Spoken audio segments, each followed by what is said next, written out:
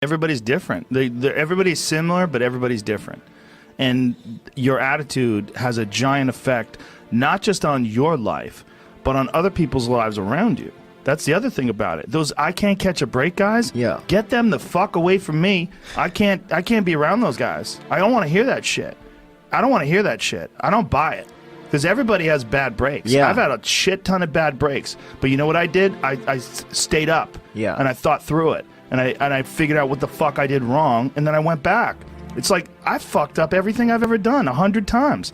There's no other way to do it. And I've had a bunch of shitty breaks. Everybody has. But you got to realize when you have those shitty breaks what that is. It's an opportunity for you to reassess, reboot, get better, figure out another way, find another way through. It's just little challenges. And the people that look at those challenges and go, why do I always have these challenges? They're cancer. Those people are dangerous to be around. They will rob you of your enthusiasm. They don't give you any fuel. They're the opposite of fuel. Like the fuel people, they're the people that are kicking ass. The people that are out there just fucking hustling, always getting things done. The guy, like my friend Jocko, every morning I'll check his Instagram page, 4:30, shows a picture of his watch. Get after it. He's out there working out 4:30 in the morning. He does it every fucking morning. Why? Because he doesn't want to. And that's how you do it. You go and get after it. You don't make any excuses. And those kind of guys are fuel. But those I can't catch a break guys, they're the opposite of fuel. They're just pissing on your fire. They're no fun. And the people that surround them are all idiots. Because only idiots want to be around I can't catch a break guys. Only the dummies stick around. After a while, even if they're your good friend, you got to be like, bro, you got to fucking stop. You got to stop with all this I can't catch a break bullshit. All the time you're complaining, you could be instead hustling. You could be instead chasing your dream. You could be instead figuring out what you're doing wrong, trying to improve certain aspects of your life, getting your shit together, reading a book, meditating, something. Fucking something. But this I can't catch a break shit is not helping anybody, and it pushes everybody away from you. But some people, they get caught in that pattern, and it might be their parents, it might be how they were raised, somebody might have told them they were useless real early on, it's stuck, and they never feel like they get enough reassurance, they never feel like they get enough motivation. And they feel like other people get more. And they look at all these other people. How come he gets that? How come she gets this? How come he's got that going on? And that's bad for you too. That shit ain't no good for you.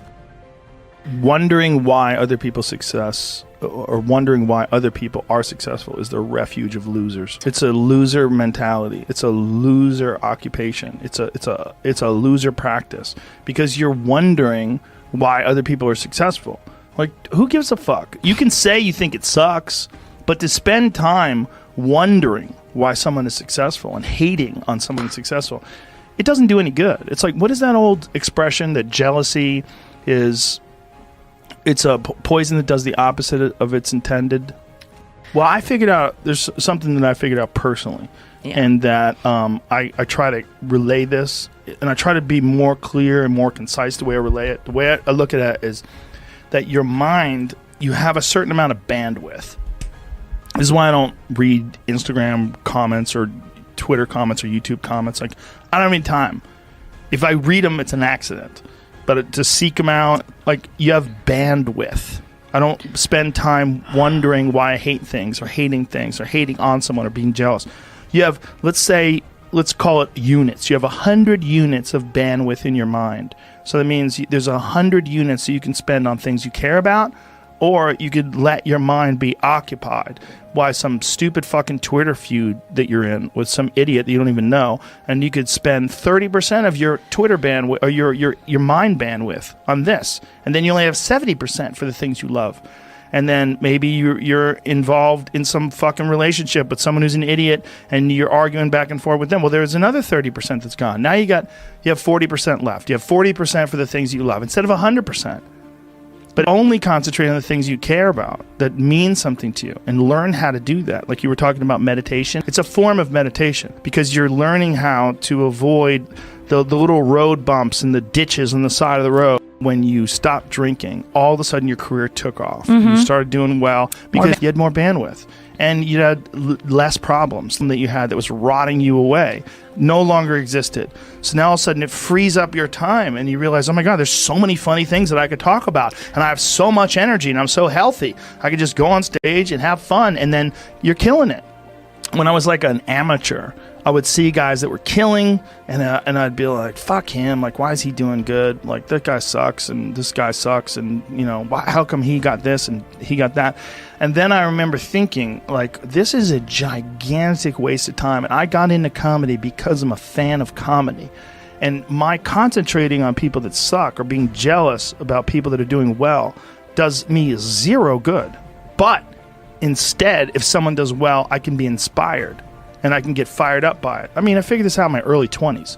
I was like, okay, I have a poor way of looking at it because it's a martial arts thing. Because in martial arts, like, you can't be jealous of someone else's ability. You have to realize you might have to fight them someday. So by realizing that they're really good, you're forced to be objective about it. And you have to go to work. Like, you have to go, fuck, that guy's better than me. I got to get better. And you have to go to work. There's no positive benefit in underestimating someone. Underestimating someone will get you fucking killed. Like, literally. A shin smashed into your face.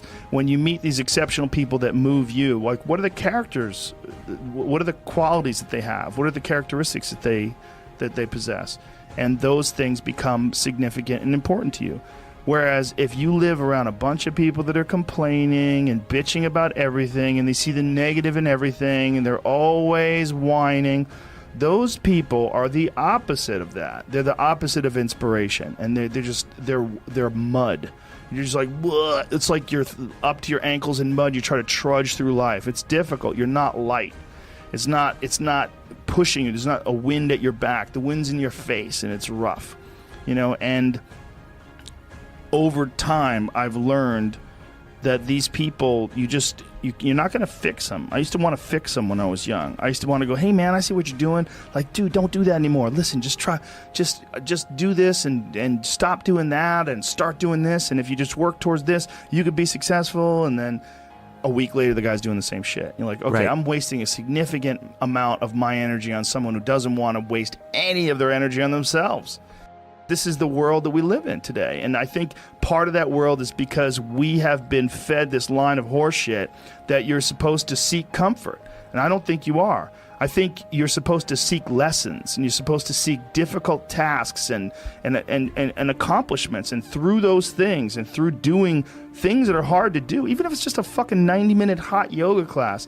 I do a 90-minute yoga class, man. Those last 20 minutes, I do not want to be there, man. And I definitely don't want to give 100%. And I can cheat.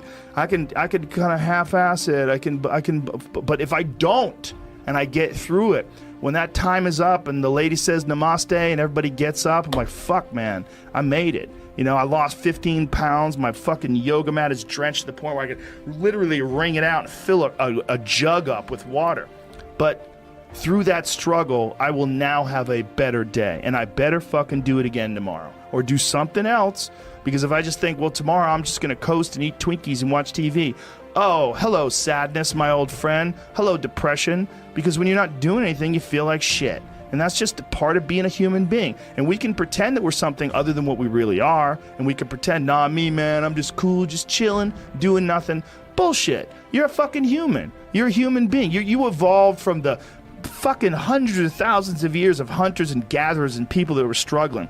Those human reward systems are carved deeply into your DNA. And if you don't respect that, if you don't respect the mechanism of happiness and fulfillment and what you really need to do in order to feel satisfied in life, camaraderie, love, family, friendship, struggle, testing yourself, learning, all those things are imperative. They're all a giant part of being a person.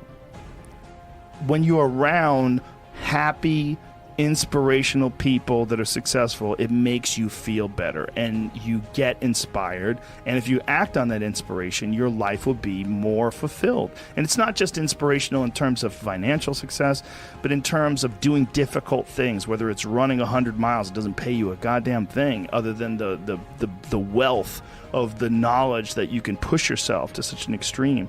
Or anything else, whether it's someone who becomes really good at playing chess or someone who's really good at martial arts or whatever it is.